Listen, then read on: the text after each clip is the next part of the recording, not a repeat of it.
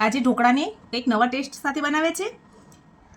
Cheese butter ગાર્લિકવાળા આ રવાના ઢોકળાની recipe બાળકોને ખૂબ જ પસંદ આવશે. તમે જોઈ શકો છો એકદમ ચીઝી બનીને તૈયાર થઈ ગયા છે.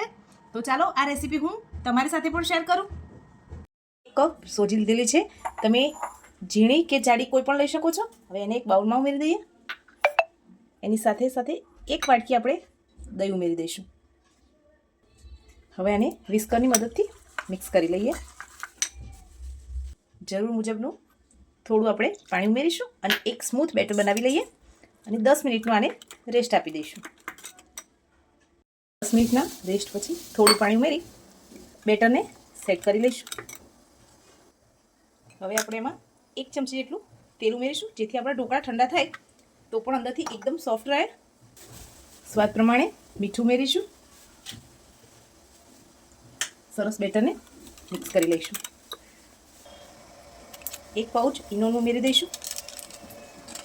સરસ ફેટી લઈએ. પહેલેથી તેલથી ગ્રીસ કરીને રાખેલી પ્લેટમાં આપણે બેટરને ઉમેરી દેવાનું છે. ઢોકળિયામાં પાણી પણ સરસ ઉકળી ગયું છે. હવે ડીશ રાખી 15 મિનિટ માટે એને હાઈ ફ્લેમ ઉપર આપણે કૂક થવા દઈએ. 15 મિનિટ પછી ઢોકળાનું ઢાંકણ ખોલી આપણે 1 ચીઝની ક્યુબ્સ લઈ અને આ રીતે ઉપર સ્પ્રેડ કરવાની છે.